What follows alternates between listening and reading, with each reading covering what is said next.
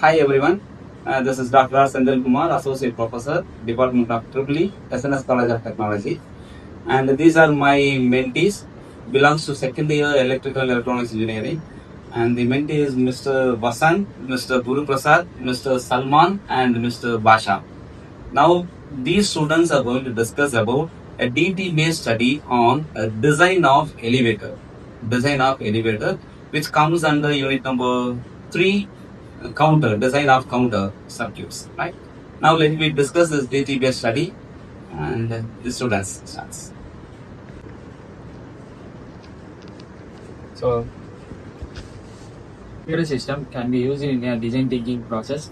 So nowadays, elevator can be used in many market stories, but still have facing crowd, time facing, but button selection. So the users need clear clarification and improvement and design innovation. So we are making a elevator and making using design thinking process. The design thinking have 5 stages: empathize, define, ideate, prototype, and a test. So the empathize part will be taken by Guru Plus. So in empathize stage, we discuss with many people and different users. So many of the problem statements are from the elderly people and working professionals. So some of the common problem statements are long waiting time during professional hours and working hours, and confusion when the multiple elevators arrive, delay in floors. So we understood that our problem statement is clear. We need our elevator should be more user friendly and efficient. So the solution will be explained by mate Salman. So after defining the problem statement, we came to the conclusion that our solution must be simple and also efficient. That is, it should count both upward and downward without confusing with other flows and without making the circuit complex. So our idea is to use T flip-flop to make a mod 7 counter. Okay, and this T flip-flop comes under synchronous sequential circuit. Therefore, these students will design a synchronous sequential counter with mode 8. You mean ground plus 7 flows. Now let me discuss that design. The explanation of state diagram is handled by Mr. Salman. So before designing a circuit, we need to understand the logic behind the circuit. So for that, we assume there will be 8 flows, including the ground floor. Since a counter or a flip-flop can handle one bit, that is 0 and 1, we took 3 flip-flops, so that there are 3 values, 3 bits. So our counter should count both upward and also downward. So the logic is we should have an increment, that is 0, 1, 2, 3, 4, 5, 6 and 7, and also decrement, that is 7, 6, 5, 4, 3, 2, 1 and 0. So this increment and decrement is carried out by another signal that we assign as y. When y is 1, it should give a decrement value, and y is equal to 0, it should give an increment value. So it is a logic behind the circuit, and we will go to the circuit diagram. And this is the state table what Salman has explained. Now let me, after the state table, excitation table is there, and after that we can design a circuit. The circuit is explained by our student. From the driven came we got this solution.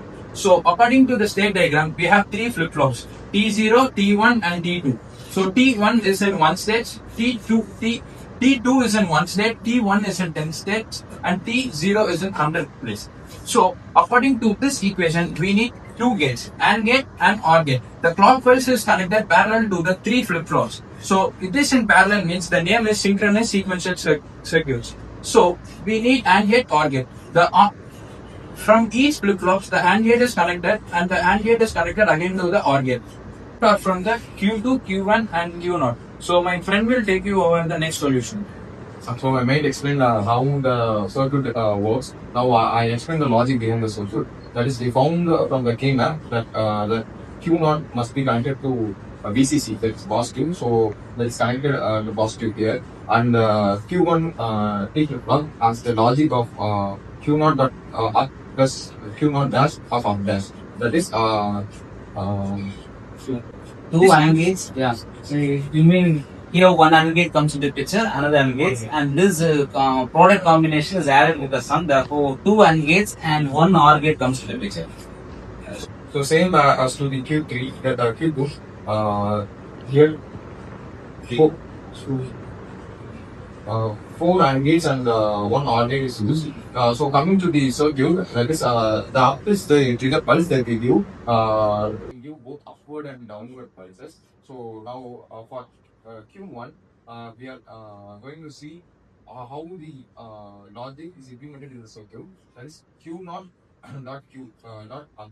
That the up pulse is connected with Q naught in an AND gate, and it is that is summed with another logic. There is Q not dash and up dash. For up dash, we use a NOT gate to provide a opposite signal, and it is combined with an AND gate with Q dash, and it is added or summed with NOT gate with OR gate or with. So Guru will explain the next equation. So according to this equation, the inputs are taken from this AND gate. So the previous equation AND gate Q naught and UP is taken from this AND gate, and Q1 is taken directly from this flip flop. And the next input is taken from an previous AND gate Q1 and UP naught, and Q1 dash is taken directly. So these two inputs are connected to an OR gate, and so we get the output. In conclusion, our DB-based case study on elevator shows how the up and down counter logic helps the movement of the elevator. By using logic and state diagram, we can track easily every flow step by step correctly. This simple digital logic shows makes the elevator smoother experience and faster.